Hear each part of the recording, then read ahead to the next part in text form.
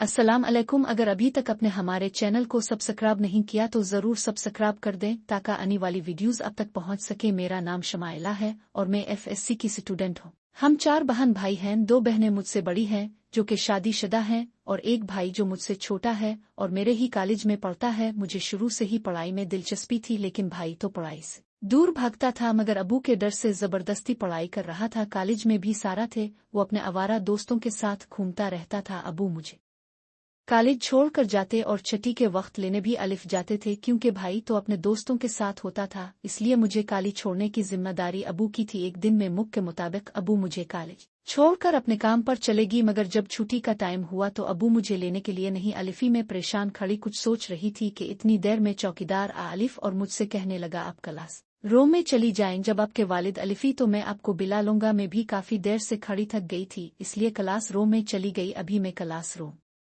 मैं बैठी ही थी कि किसी ने दरवाजा बंद कर दिया। मैंने काफी शोर मचाया, मगर किसी ने दरवाजा नहीं खोला। मैंने किसी तरह क्लास रूम की लाइट डाली और खिड़की की जानिब पड़ी। बाहर से कुछ लड़कों की आवाज आ रही थी, वो जो कदर से आधे घंटे के बाद अनी को कह रहे थे। चौकीदार ने उनसे कहा, जो भी करना है जल्दी करो, इससे पहले कि इसका बाप दोबारा अलिफ जाए। मैं समझ गई कि कुछ गलत होने वाला है। मुझे बहुत घबराहट हो रही थी, मगर इससे भी ज्यादा परेशानी वाली बात ये थी कि मेरे अबू को चौकीदार ने वापस भेज दिया था। मैं यही दुआ कर रही थी कि मेरे अबू मुझे ढूंढते हुए वापस कॉलेज अलिफ जाए। इतनी देर में क्लास रूम का दरवाजा खुला। मैं डरते हुए आखिर बेंच पर चली गई। एक लड़का क्लास रूम में दाखिल हुआ और फौरन इसने दोबारा दरवाजा बंद कर दिया और मेरी तरफ बढ़ने लगा। मैंने इसके सामने हाथ जोड़े कि मेरे साथ कुछ ना करना, मगर वो कहाँ रुकने वाला था। इसने चौकीदार को पैसे दिए थे कि वो छठी के वक्त किसी लड़की को रोक कर रखे, इसलिए चौकीदार ने मेरी अबू से कहा कि आपकी बेटी तो चली गई है। वो लड़का मेरे करीब आलिफ तो मैं खुद को बचाने के लिए दरवाजे की तरफ भागी, मगर इसने मुझे पकड़ लिया और मेरे हाथ पांव बांध कर मेरे उतारने लगा। इसने मुझे बरहना करके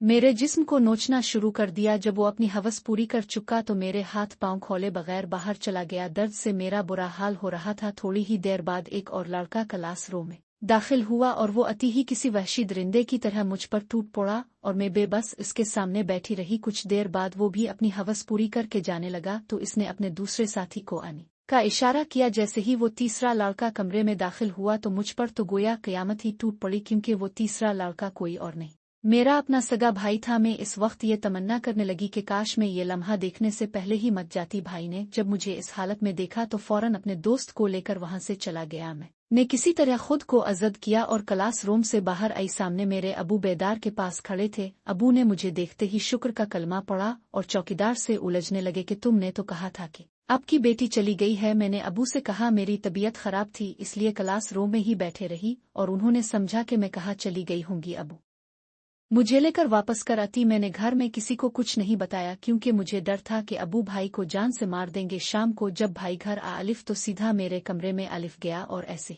मेरे पांव पकड़ लिए और मुझसे मुआफी मांगने लगा। मैंने कहा, मुआफी मुझसे अल्लाह से मांगो, तुमने हमेशा लोगों की बहनों के साथ बुरा किया है। अज अल्लाह ने तुम्हें तुम्हारे किए की ऐसी सजा दी है जो शायद तुम कभी नहीं भूल सकोगे। इसके बाद वो रोता हुआ कमरे से बाहर चला गया। मैंने अपने भाई का पर्दा इसलिए रखा क्योंकि वो हमारा गुल्लुता भाई था।